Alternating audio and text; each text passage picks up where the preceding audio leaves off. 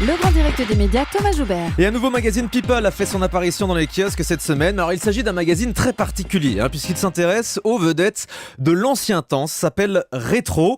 La rédactrice en chef du magazine, Julie Rigoulet, est avec nous dans ce studio. Julie Rigoulet, bonjour. Bonjour. Alors en couverture du premier numéro, la passion secrète entre Dalida et Alain Delon, le jour où Clo-Clo a failli mourir dans un guet-apens, De Funès Bourvil, le duo magique du cinéma. C'est quand même très décalé, hein.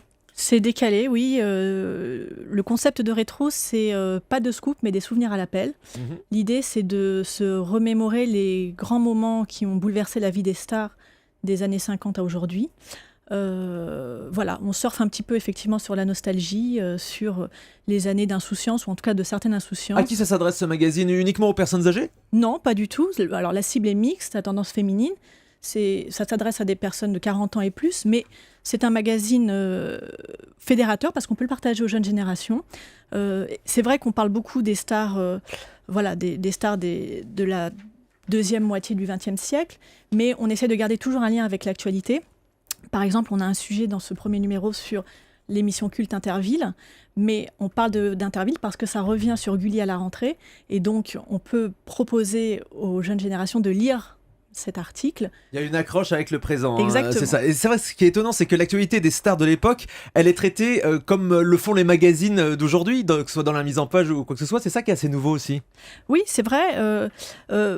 En fait, en termes de positionnement, on se situe à la croisée de 4 grandes familles de presse, donc la presse People, effectivement, vous l'avez dit, mais aussi la presse télé, les Picture Magazine. On a un bel équilibre texte et photos. C'est les magazines de photos. C'est Paris Match, c'est Gala, voilà. On a beaucoup de photos d'archives, de beaucoup de très belles photos dont on ne se souvient pas forcément ou qu'on découvre. Et puis aussi la presse féminine. Donc effectivement, on utilise un peu ces codes-là pour Rétro. En temps de crise, c'est important, ce repli sur ce passé, sur cette nostalgie? Oui, c'est une tendance de fond. C'est vrai qu'en ce moment, on vit dans un monde un peu compliqué. La crise, le chômage, les tragédies qui font la une de l'actu tous les jours.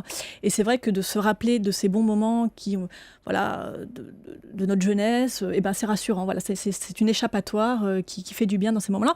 Et il n'y a pas que nous qui le faisons. Les publicitaires l'ont bien compris. Ils n'hésitent pas à ressusciter des stars comme Marilyn ou comme James Dean, ou même à rajeunir Alain Delon pour faire vendre des produits. Du parfum, oui. Voilà. Très belle publicité. Et la télé aussi le fait pas mal. Il y a pas mal d'émissions. Un jour, un dessin de la housse. En ce moment, Arte propose tout l'été de revisiter les moments forts de la culture des années 90. Donc voilà, oui, effectivement, c'est une tendance importante. Alors ce qu'on constate, c'est qu'à l'époque, les politiques ne s'étaient pas encore immiscés dans la presse People. Vous l'avez constaté aussi? Oui, c'est vrai que y a pas de politique là dans ce numéro. Ça ne veut pas dire qu'on n'en fera pas, parce qu'on peut...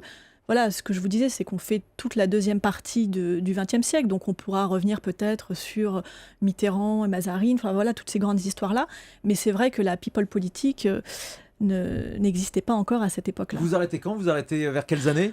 Non, enfin, je veux dire... On peut aller jusqu'à aujourd'hui? Oui, on peut aller jusqu'à la preuve. On parle de Charlène, de la grossesse de Charlène. Donc oui, on peut aller jusqu'à aujourd'hui. Mais c'est vrai que le plus important, c'est de se replonger dans nos souvenirs. Voilà, c'est toute l'actu des stars d'hier et d'aujourd'hui. Ça s'appelle donc Rétro. C'est en vente libre dans tous les kiosques.